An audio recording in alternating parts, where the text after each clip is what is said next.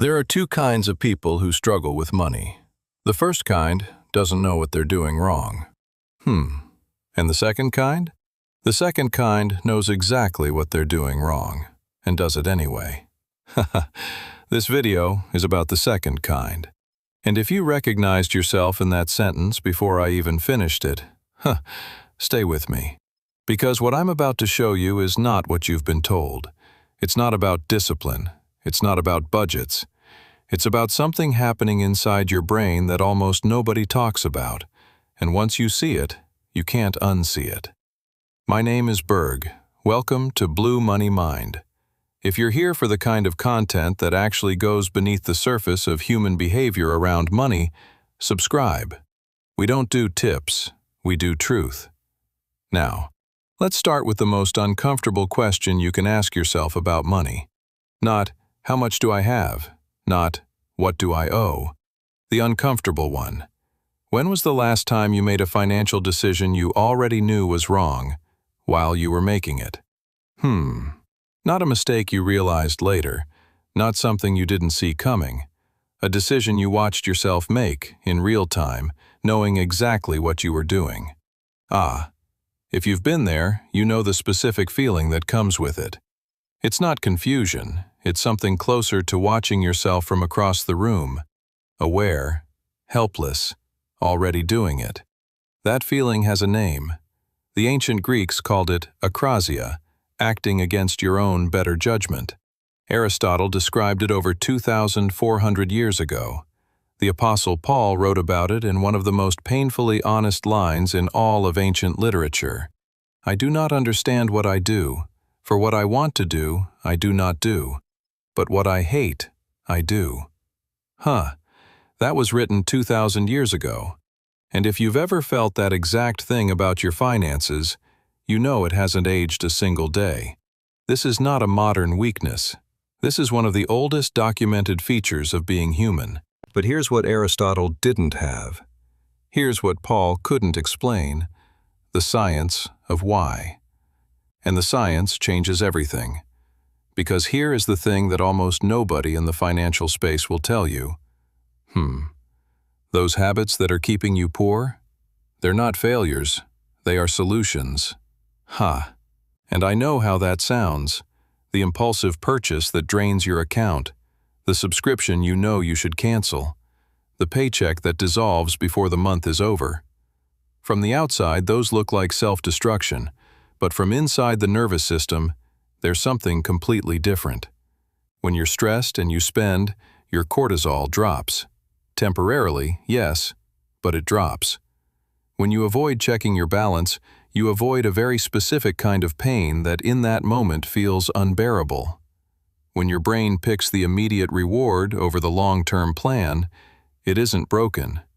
It is doing exactly what brains are designed to do: resolve discomfort as fast as possible. The habit isn't a glitch in your character. It's an adaptation. And adaptations are far harder to give up than simple mistakes, because the brain genuinely believes it needs them to survive. But here's where the research gets truly unsettling, and this is the part I want you to sit with, because it reframes everything. Economists Mullainathan and Shafir spent years studying why people under financial stress consistently make decisions that seem to make their situation worse. What they found wasn't about values. It wasn't about intelligence. It wasn't even really about willpower. It was about bandwidth. When money is tight, your brain allocates its processing power toward the immediate financial pressure. How do I cover this? What happens if I can't? That low, constant hum of financial anxiety running in the background. It consumes the same cognitive resources you would need to plan, to think clearly, to make deliberate long-term choices. Scarcity doesn't just empty the wallet. It narrows the mind. The researchers called it a bandwidth tax. The financial stress literally occupies the cognitive space that would otherwise be used to escape it. So, the moment when you most need clarity is exactly the moment you have the least access to it. That is the trap. And it is not a moral failure, it is a neurological one. And now, Huh. Now comes the part that really stings. Because you might think, okay, but at least I'm aware. At least I know what's happening. Awareness has to count for something. And here's the honest answer. Yes, it does. But not in the way you'd hope. Because awareness without the ability to change doesn't produce growth. In the short term, it produces shame.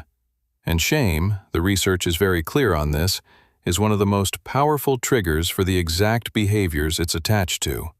You feel shame about the pattern. The shame creates stress. The stress demands relief. The relief costs money. And now you feel more shame. Knowing without changing doesn't break the loop.